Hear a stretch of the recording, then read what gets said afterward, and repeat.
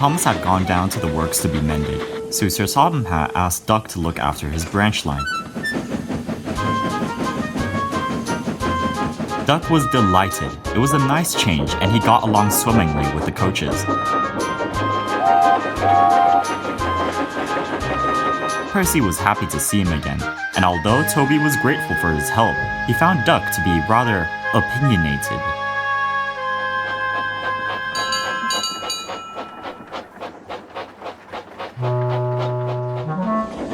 One morning, Toby was bringing trucks from the quarry.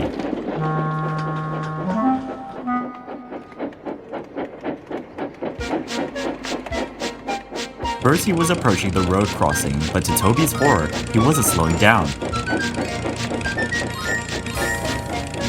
The brakes came on, and both the engines and bus shut their eyes. They just missed each other.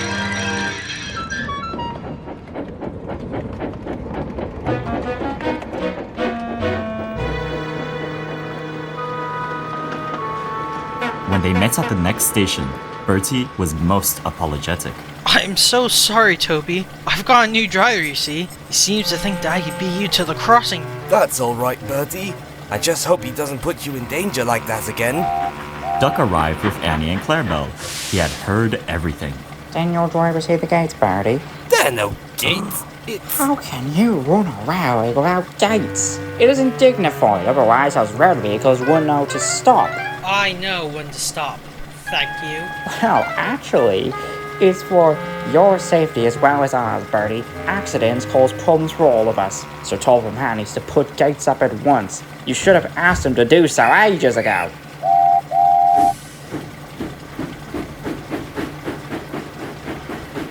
Toby and Bertie said no more.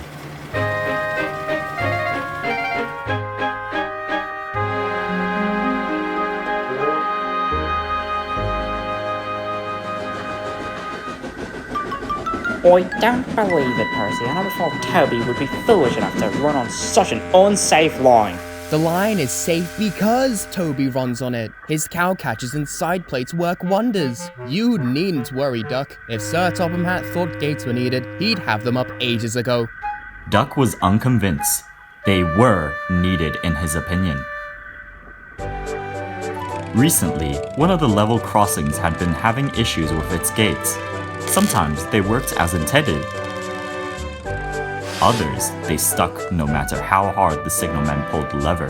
There hadn't been any accidents, only headaches from delays, and the engines took great care when they approached.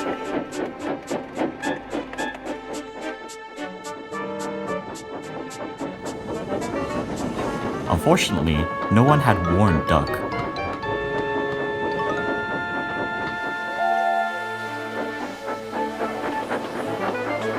Next morning, Duck was puffing happily along. The coaches sang quietly to each other, and Duck was pleased with himself. He passed a level crossing, its gates keeping traffic at bay. Now that's the way, just like a proper railway. At the troublesome crossing, the cars and trucks had passed safely through.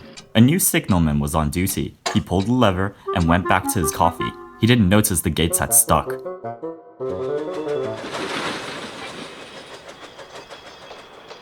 Duck soon approached the gates, but he didn't worry. They'll open. They'll open. But they hadn't. They're sure to open. They have to. Still, the gates stayed shut, and Duck was getting closer and closer.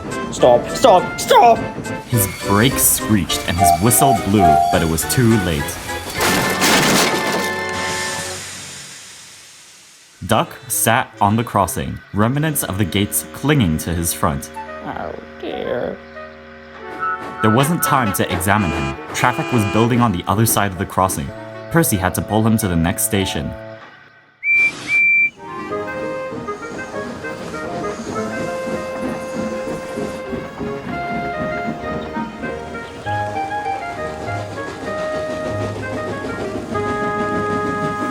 When they arrived, Toby and Bertie were there. Toby? Who's that? It's Duck, though it seems he can't decide between pulling a train and being a crossing guard. Whatever he's doing, it doesn't look very safe to me. They laughed as Bertie roared away with his passengers.